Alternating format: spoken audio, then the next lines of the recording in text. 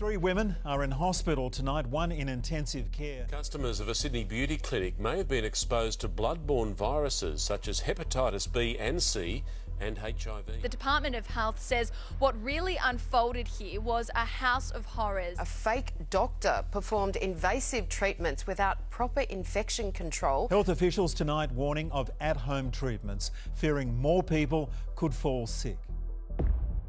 Necrosis of the skin, blindness, in rare cases even death. These are extreme, but also possible side effects of cosmetic injectables gone wrong. And don't just take my word for it.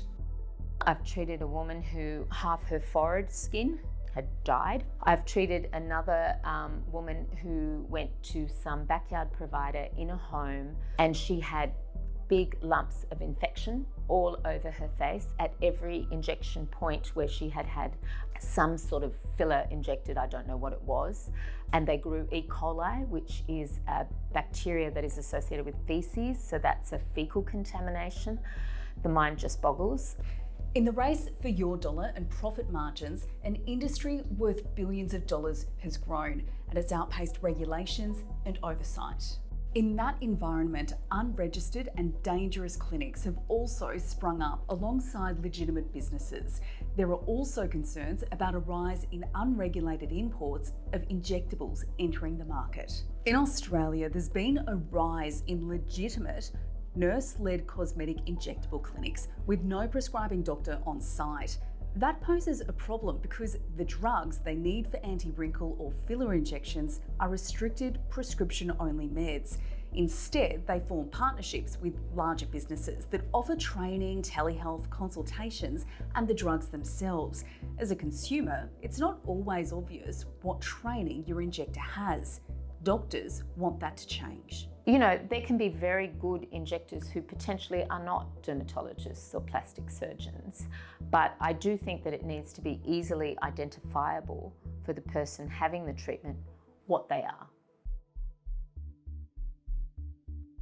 No medical procedure comes without risk, but having someone highly trained and accredited can make a difference.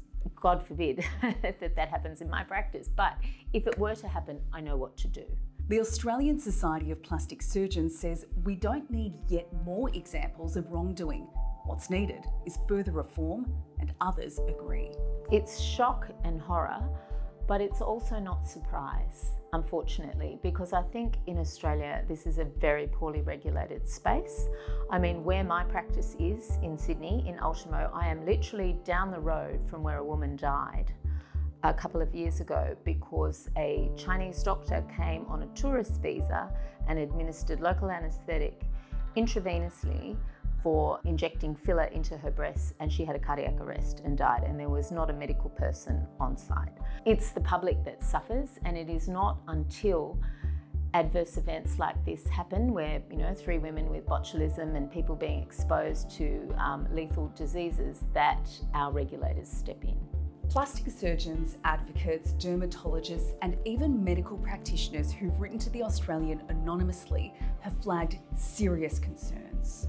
Many want new minimum training standards for there to be a protection of certain titles, but change won't be easy.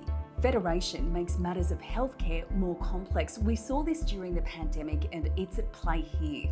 In simple terms, legislation covering cosmetic injectables is made federally, but every state and territory interprets that legislation independently, and for the most part, it's also responsible for enforcing the rules.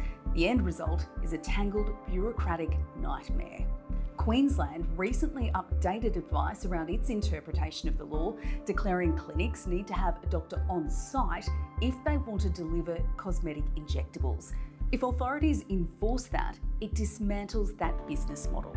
AHPRA and the National Medical Boards are in the midst of developing new guidelines for the industry, but even then, the new rules will need to be enforced. I think in anywhere where you are instituting more stringent regulation where it did not exist before, there's probably pushback from some of those interest groups. As more examples of blatant wrongdoing rise in this space, doctors say those new guidelines are needed now. I think that whatever the delay is, they should delay no further.